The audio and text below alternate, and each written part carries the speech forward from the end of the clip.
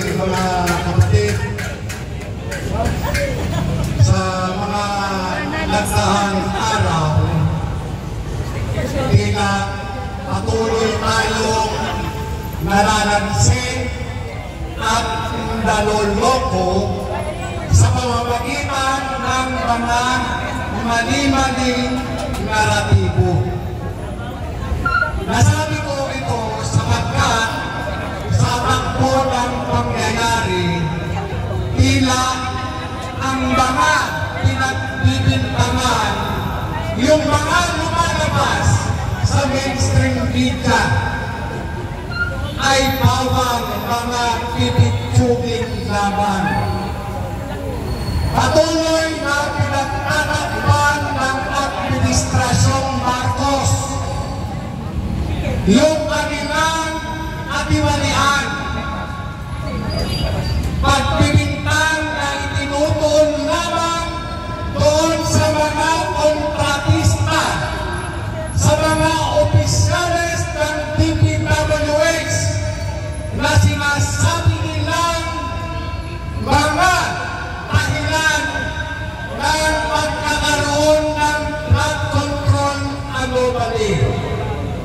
Sa kalang akin bilang isang criminal investigator, wala po tayong dapat managutin.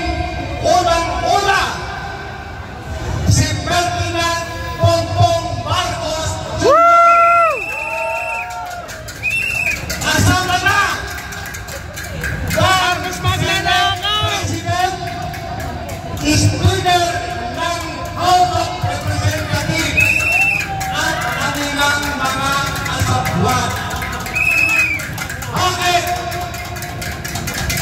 Itong mga kontratista na ito ay ginagamit lang nila bilang mga sakripisyan lang. Itong mga kontratista nito ay ginagamit nila bilang mga pagitan o conversion ng pera. Proyekto na i-convert sa cash. Paano ito nangyari? Mayroon itong National Expenditure Program ang tanggapan ng ehekutibo at sa pamamagitan ng Department of Budget and Management. Ito po yung isinusumite sa Kongreso. Kung mapapansin natin yung mga deklarasyon ng Secretary ng DPWH, ayon sa kanya, ang kanilang panukala ay nagkakahalaga lamang ng 100 bilyong piso kumikit kumulang. Ngunit nung ito ay napay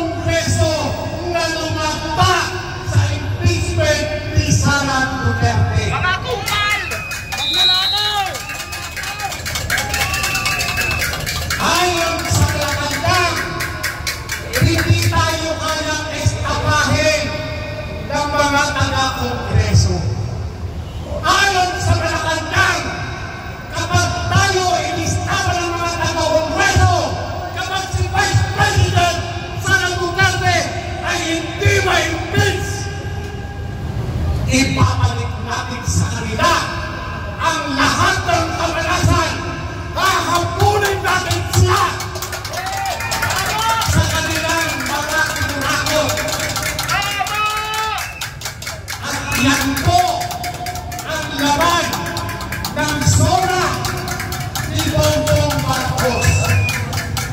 Ayon kay Bongbong Marcos, papalagutin na yung mga kurap na mga kongresista at kontratista na nasa likod ng pag-control. Itong nangyayari ngayon, ito po ang sipa ni Bongbong Marcos doon sa mga nabigong patalsikin si Sara.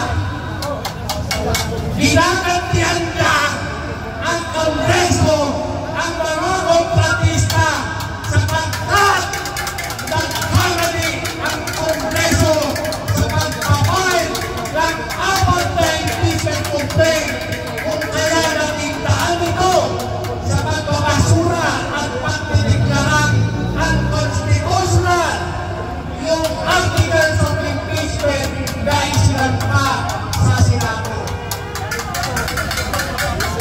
Akala ng marami, itong si Bongbong Marcos ay bayani. Marcos, magnanakaw! Magnanakaw, sir! Naniniwala ba kayo na itong si Bongbong Marcos ay bayani?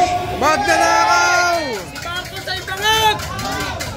Si Marcos, siya po ang pangunahing mastermind. Correct! Nasa likod ng pondo ng nag-control na nilustay ng mga kongresista. Kaya kung tatanungin po kayo, dapat ba natin palagpasin ito? Hindi!